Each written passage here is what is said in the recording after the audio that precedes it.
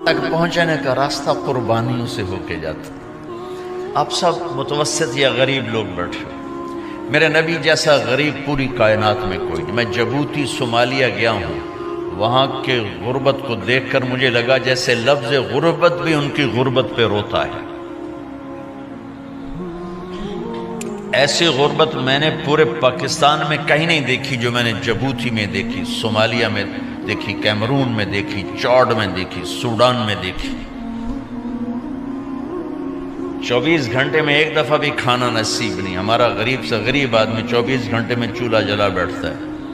لیکن میرے نبی پر جو غربت آئی، کوئی ہے پوری دنیا میں تو اللہ نے مجھے پھرائی ہے جس کے گھر میں 2 مہینے چولہا نہ جلتا ہو.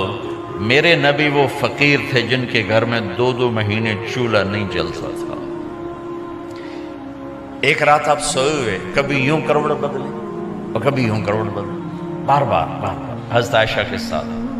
تو تھوڑی دیر کے بعد آپ تھوڑا سا آگے ہوئے اور چارپائی کی جو لکڑی ہوتی جس پر بان بنا ہوتا ہے اس پہ پیٹ کو یوں فکس کر کے اور نیچے لٹک گئے، دھڑ آدھا نیچے لٹک.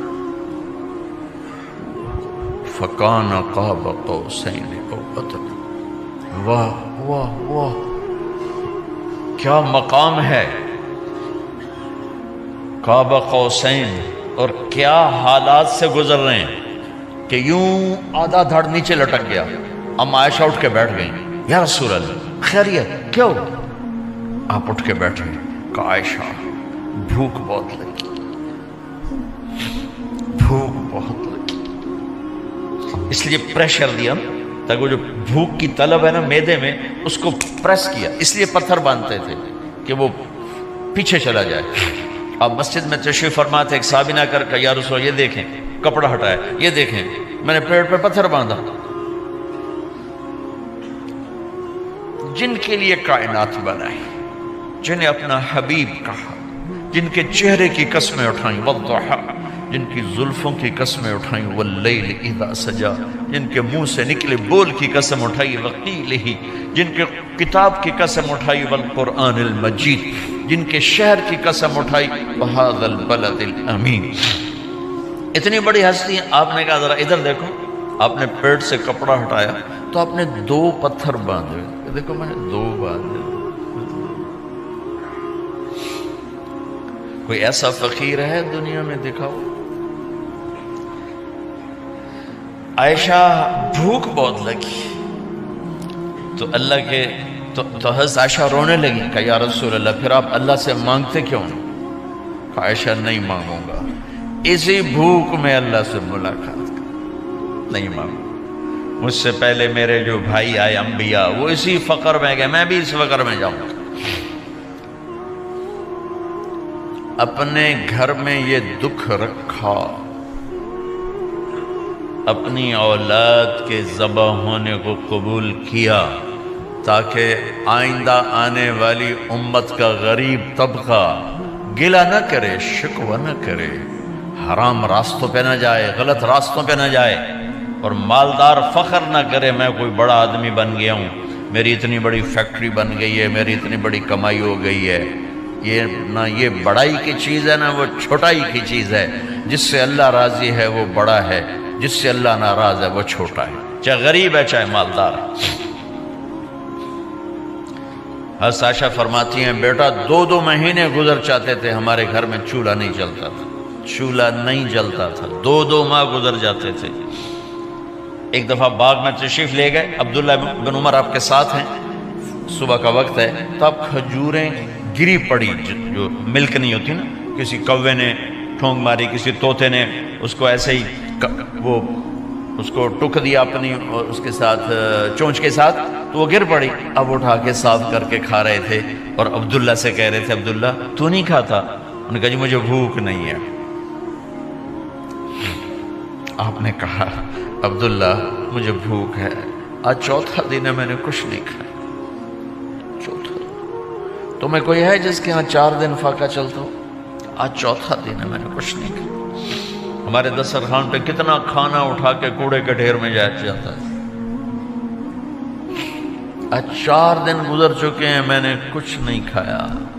هذه صبح رابعة ما ذقت شيئا، آج چوتھی صبح میرے اوپر طلوع ہوئی ہے،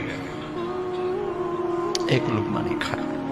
آپ مسجد میں بیٹھے تھے، کعب بن عجرہ آئے تو آپ کو دیکھ کر ایسے کہنے لگے یا رسول اللہ مالی اراکا متغیر اللون، یا رسول اللہ آپ کا چاند سا چہرہ چمکتا آج مرجھایا ہوا کیوں نظر آ رہا ہے؟ تو آپ نے یوں دیکھ اپنے پیٹ پہ یوں انگلی رکھ کر کہا ما دخل جوفی ما يدخل جوف ذاتک منذ ثلاث، کہا آج 3 دن گزر چکے ہیں، پیٹ میں ایک روٹی کا ذرہ داخل نہیں ہوا، ذرہ، لقمہ نہیں ذرہ، روٹی کا ایک ذرہ پیٹ میں داخل نہیں ہوا۔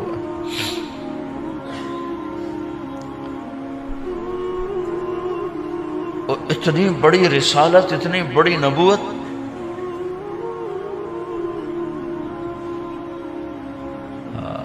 اپنی امت کے غریبوں کی تسلی کے لیے اور اپنی امت کے مالداروں کو سبق دینے کے لیے کہ اللہ رزق دے تو اپنی حیثیت نہ بھولو، اور اللہ نہ دے تو اپنے حبیب کی قربانی نہ بھولو۔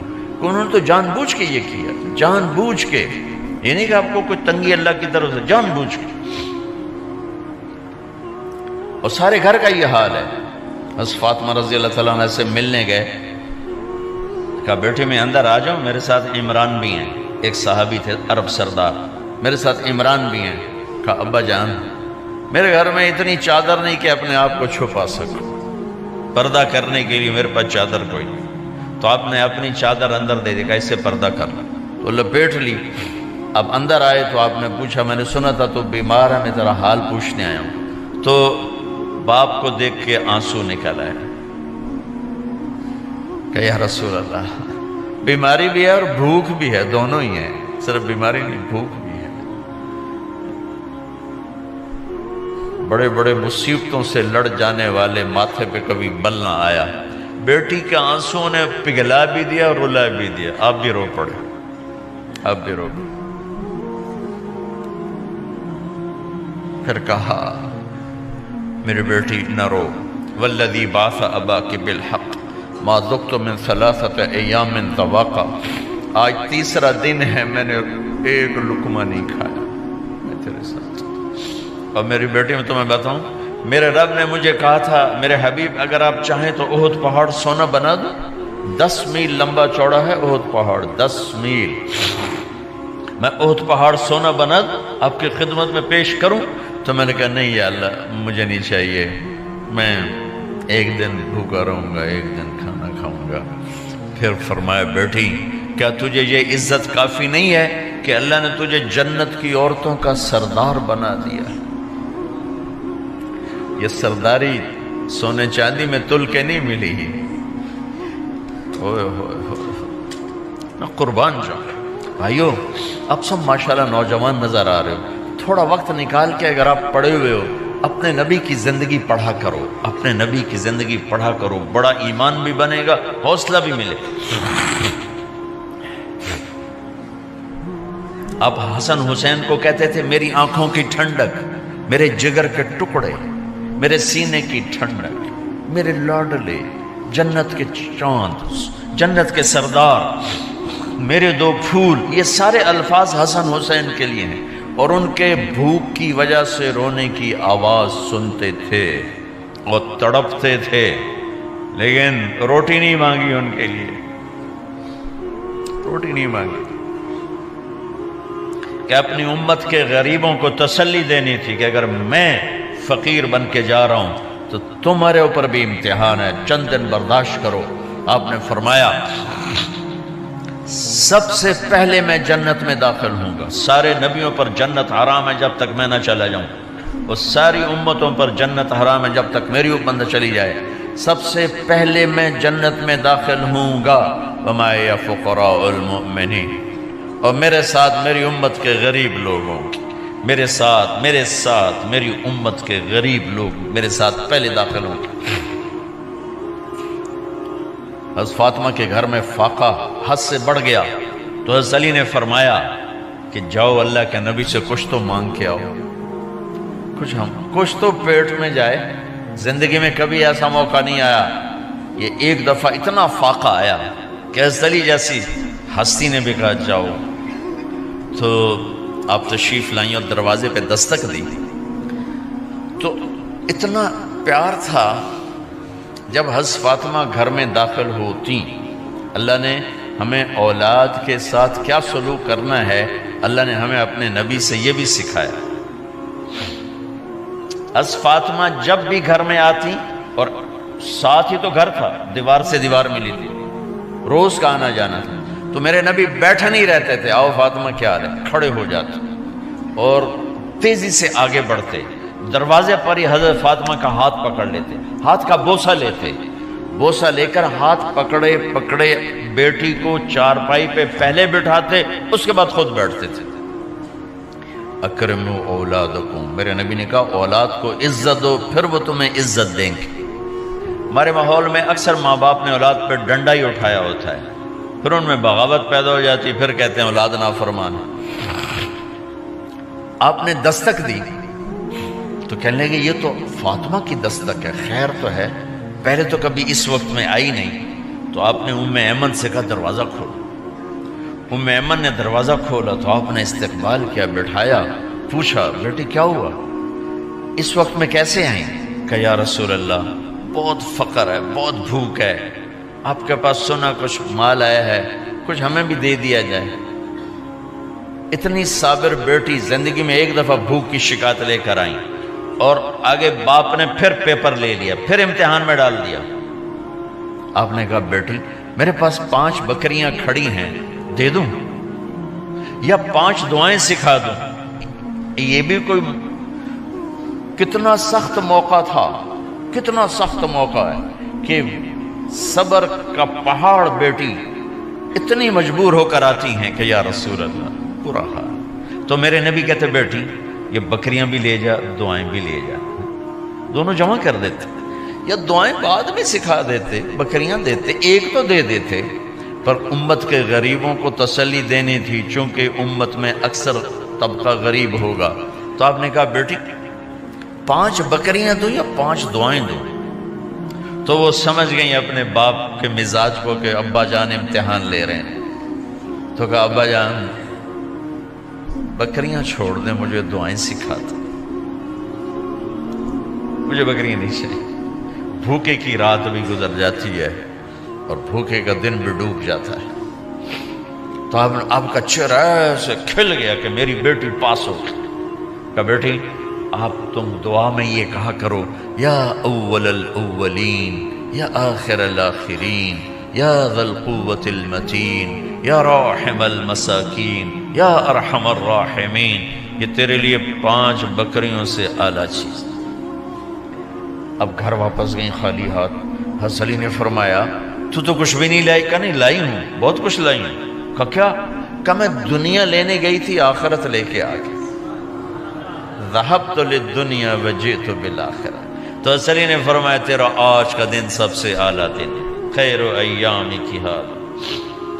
داماد کا امتحان لے لیا، حضرت علی کو بلا لیا. علی 5000 بکریاں دوں کہ 5 دعائیں دوں؟ اس وہاں تو 5 بکریاں، اب 5000 کر دیں. علی 5000 بکریاں لیتے ہو یا 5 دعائیں لیتے؟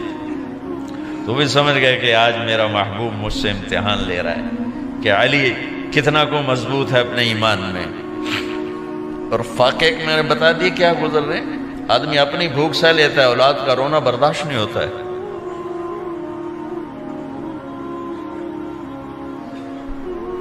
علی 5 دعائیں دوں کہ 5000 بکریاں؟ حضرت علی نے عرض کی یا رسول اللہ دعائیں سکھا دیں، بکریاں نہیں چاہیے. میرا نبی کا چہرہ کھل گیا کہ میرا داماد بھی پاس ہو گیا. علی تو یہ دعا مانگا کر روزانہ، اللہم اغفر لی ذنبی ووسع لی خلقی وبارک لی فی رزقی وقنعنی بما رزقتنی ولا تذهب قلبی الی شیء صرفتہ عنی. یہ 5 دعائیں تو مانگا کر، 5000 بکریوں سے زیادہ ہے. اللہم اغفر لی ذنبی، اللہ میرا گناہ معاف کر. وسع لی خلقی، میرے اخلاق عالی شان کر. بارک لی فی رزقی، میرے رزق میں برکت دے. قنعنی بما رزقتنی، مجھے لالچ سے نکال دے، مجھے لالچی نہ بنا، مجھے حریص نہ بنا. ولا تذهب قلبی الی شیء صرفتہ عنی، جو تو نے مجھے دیا نہیں اس کی میرے اندر سے طلب بھی ختم کر دے، مجھے اس کا طلبگار بھی نہ بنا کہ یہ 5000 بکریوں سے زیادہ ہے۔ میں نے تھوڑا سا اپنے نبی کے گھر کا نقشہ آپ کو بتایا ہے کہ یہ چند دن صبر کی دنیا ہے، اللہ راضی ہو گیا تو موت سب سے خوبصورت پیغام۔